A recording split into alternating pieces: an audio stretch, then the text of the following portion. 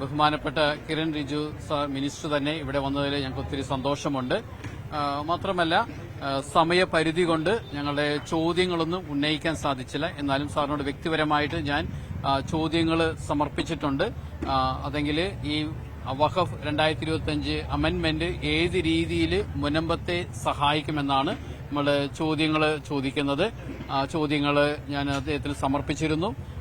അതിനുള്ള ഉത്തരം ഉടനെ തന്നെ തരുമെന്ന് പറഞ്ഞു. 3 ആഴ്ചയ്ക്കുള്ളിൽ അതിന്റെ റൂൾസ് എല്ലാം ഡ്രാഫ്റ്റ് ചെയ്തതിനു ശേഷം മുനമ്പത്തെ പ്രത്യേകമായിട്ട് പരിഗണിച്ചുകൊണ്ട് ഞങ്ങളെ ഏതൊക്കെ രീതിയിൽ സഹായിക്കണമെന്ന് അവരതിനുള്ള പദ്ധതികൾ ഉണ്ടാക്കിയിട്ടുണ്ട്. ആ രീതിയിൽ ഈ പ്രശ്നം നീണ്ടുപോവുകയില്ല. 3 ആഴ്ചയ്ക്കുള്ളിൽ പ്രശ്നം പരിഹരിക്കുമെന്നാണ് മിനിസ്റ്റർ ഞങ്ങളോട് ഇപ്പോൾ പറഞ്ഞിരിക്കുന്നത്. അതെങ്കിൽ ഞങ്ങൾ ആഗ്രഹിച്ചത് വലിയൊരു ഗുഡ് ന്യൂസ് ആയിരുന്നു.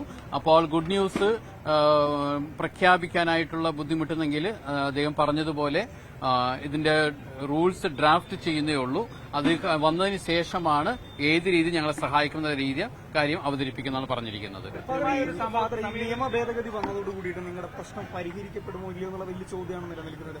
ഈ മന്ത്രിയുടെ ഭാഗത്തു നിന്നും അത്തരം ഒരു ഉറപ്പ് ലഭിച്ചിട്ടുണ്ടെന്ന് ഇപ്പോൾ നിങ്ങൾ വിശ്വസിക്കുന്നു? തൃപ്തികരമാണ്?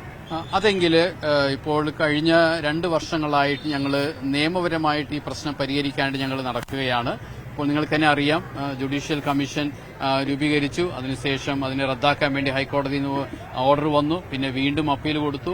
അപ്പോൾ അതുപോലെ തന്നെ വഖഫ് ട്രൈബ്യൂണൽ കഴിഞ്ഞ ആഴ്ച പറഞ്ഞിരുന്നത് 22-ാം തീയതിക്ക് ശേഷം ഒരു ജഡ്ജ്മെന്റ് വരും ഞങ്ങൾ പ്രതീക്ഷിച്ചിരുന്നു.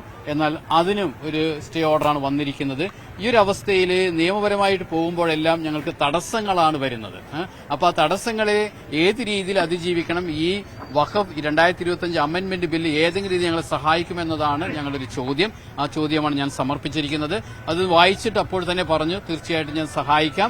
ഇനി നിയമ തടസ്സങ്ങൾ ഇല്ലാത്ത രീതിയിൽ ഞങ്ങൾ നേരിട്ട് ഇൻസ്ട്രക്ഷൻ ഇവിടെ കൊടുക്കുകയാണ്. ആ ഇൻസ്ട്രക്ഷൻസിലൂടെ നിങ്ങളുടെ പ്രശ്നങ്ങൾ പരിഹരിക്കപ്പെടും എന്നാണ് ഇപ്പോൾ മിനിസ്റ്റർ ഞങ്ങളോട് പറഞ്ഞിരിക്കുന്നത്. കൃത്യമായ സമയപരിധി പറയുന്നില്ല എന്ന് അദ്ദേഹം തന്നെ പ്രസംഗത്തിൽ പറഞ്ഞു. അതുകൊണ്ട് മറ്റാളുകൾ പറയുന്നത് ശ്രദ്ധിക്കേണ്ടതില്ല എന്നും പറഞ്ഞു. പക്ഷേ നിങ്ങൾക്ക് തന്നെ അങ്ങനെ ഒരു കൺസേൺ വലിയ രീതിയിൽ ഉണ്ടായി വരുന്നില്ലേ? അതെങ്കിൽ ഞങ്ങളുടെ ലക്ഷ്യത്തിൽ ഞങ്ങൾ എത്തിച്ചേരുന്നവരെ ഞങ്ങളുടെ സമരം ഞങ്ങൾ നിർത്തുന്നില്ല. ഇപ്പോൾ 185 ദിവസങ്ങളായി, 6 മാസങ്ങളായി. ഇത് ആരോടാണ് ചോദിക്കുന്നത്?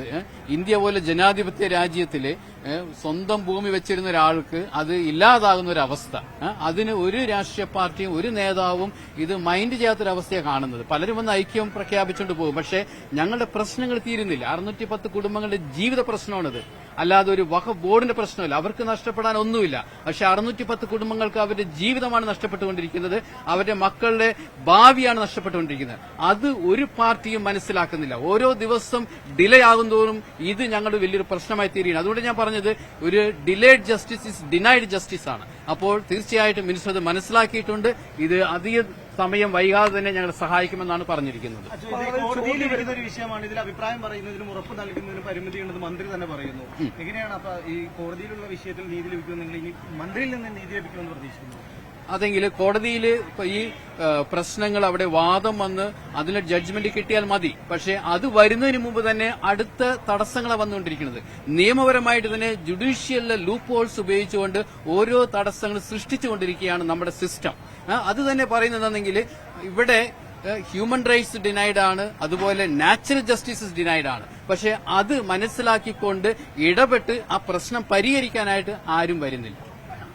അതെങ്കിൽ ആ നിയമപോരാട്ടം തുടരുന്നതിന് പകരം വേറെ രീതികളിൽ ഇത് പരിഹരിച്ച് തരാമെന്നാണ് അവരിപ്പോൾ വാക്ക് നൽകിയിരിക്കുന്നത്. ഏറ്റവും പ്രധാനപ്പെട്ട ചോദ്യം എന്ന് പറയുന്നത് ഫാദർ, അതായത് ഈ നിയമ ഭേദഗതി കൊണ്ട് നിങ്ങൾക്ക് ഗുണമുണ്ടോ ഇല്ലയോ എന്നുള്ളതാണ് ഒരു പ്രധാനപ്പെട്ട ചോദ്യം. ആ ഗുണമുണ്ടെന്ന് ഇപ്പോൾ നിങ്ങൾ വിശ്വസിക്കുന്നുണ്ടോ? നിങ്ങൾക്ക് അത് ബോധ്യപ്പെട്ടിട്ടുണ്ടോ? അതോ ഇനിയും കാത്തിരിക്കാനാണോ നിങ്ങൾ?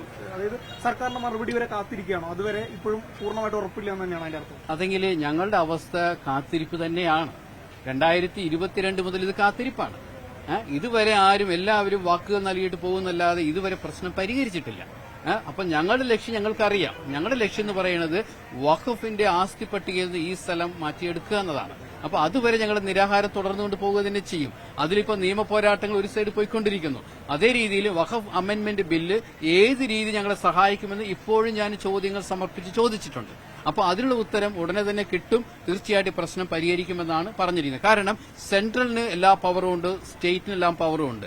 എല്ലാവരും പറയുന്നത് സ്റ്റാറ്റ്യൂട്ടറി ബോഡി എന്നാണ്. പക്ഷേ ആരും പ്രശ്നം പരിഹരിക്കുന്നില്ല. അപ്പോൾ ഇവിടെ ഒരു തീരുമാനം വരുന്ന പ്രതീക്ഷയുണ്ട്. നേതാക്കളൊക്കെ പറഞ്ഞിരുന്നത്, പ്രത്യേകിച്ച് രാജചന്ദ്രശേഖരൻ ഉൾപ്പെടെ പറഞ്ഞിരുന്നത് കിരൺ റിജിജു വരുമ്പോൾ പ്രഖ്യാപനം ഉണ്ടാകുന്നു, മുഖ്യമന്ത്രിക്കുള്ള മറുപടി ഉണ്ടാകുന്നു ഉൾപ്പെടെയുള്ള കാര്യങ്ങൾ പറഞ്ഞിരുന്നത്. നിങ്ങളും അത് വലിയ രീതിയിൽ പ്രഖ്യാപനം ഉണ്ടാകുമെന്നുള്ള പ്രതീക്ഷയിലായിരുന്നു. അപ്പൊ അത്തരത്തിലൊരു കൃത്യമായ നിലപാട്, അതായത് ഈ നിലപാട് കൃത്യമായി ഉണ്ടാകാത്തതൊരു നിങ്ങൾക്കൊരു വിഷമം ഉണ്ടാക്കുന്നുണ്ട്. അതിൽ തീർച്ചയായിട്ടും ഒരു പ്രഖ്യാപനം ഉണ്ടാകേണ്ടതായിരുന്നു. ആ പ്രഖ്യാപനം ഉണ്ടാകുമെന്നാണ് എല്ലാവരും ഞങ്ങളോട് പറഞ്ഞത്. ഞങ്ങൾ പ്രതീക്ഷിച്ചത് അത് തന്നെയാണ്. അതാണ് ഞാനും ആവശ്യപ്പെട്ടത്, ഒരു പ്രഖ്യാപനം ഉണ്ടാകുമെന്നാണ്. പക്ഷെ അദ്ദേഹം വ്യക്തിപരമായിട്ട് പറഞ്ഞു, പ്രഖ്യാപനം നടത്തുന്നതിന് മുമ്പ് ഇതിന്റെ റൂൾസ് ഡ്രാഫ്റ്റ് ചെയ്യാനുണ്ട്, 3 ആഴ്ചകളെങ്കിൽ അതിന് വേണ്ടി വരും. അത് കഴിയുമ്പോൾ തന്നെ ഒരു പ്രഖ്യാപനം ഉണ്ടാകും. അതുകൊണ്ട് അദ്ദേഹം പറഞ്ഞു വീണ്ടും ഇങ്ങോട്ട് ഇവിടെ തന്നെ വരുമെന്നാണ് പറഞ്ഞിരിക്കുന്നത്. അതുകൊണ്ട് ആ ഒരു പ്രതീക്ഷയോടുകൂടി ഞങ്ങൾ മുന്നോട്ട് പോവുകയാണ്. 3 ആഴ്ചക്കുള്ളിൽ റൂൾസ് ഡ്രാഫ്റ്റ് ചെയ്യുന്നതാണ് പറഞ്ഞിരിക്കുന്നത്. അത് കഴിയുമ്പോൾ തന്നെ ഏത് രീതിയിൽ ഞങ്ങൾക്ക് ഒരു വിടുതൽ നൽകാൻ സാധിക്കും എന്നുള്ളത് അവർ ഉടനെ തന്നെ പറയുന്നതായിരിക്കും. അതെങ്കിൽ തീർച്ചയായിട്ടും ഓരോ നേതാവും പറയും ഞങ്ങൾ പ്രതീക്ഷകൾ നഷ്ടപ്പെടുത്തില്ല. കാരണം ഞങ്ങളുടെ കയ്യിലൊന്നുമില്ല, നഷ്ടപ്പെടാനുള്ളത് ഞങ്ങൾക്കുള്ളൂ. ഈ 2.5 വർഷം നഷ്ടപ്പെട്ടുകൊണ്ടിരിക്കുകയാണ്. അപ്പോൾ ഈ ഒരു അവസരത്തിൽ ആര് ഇടപെട്ട് ഞങ്ങളെ സഹായിക്കുമെന്ന് പറയുമ്പോഴും ഞങ്ങൾ പ്രതീക്ഷയോടെ കാത്തിരിക്കുകയാണ്.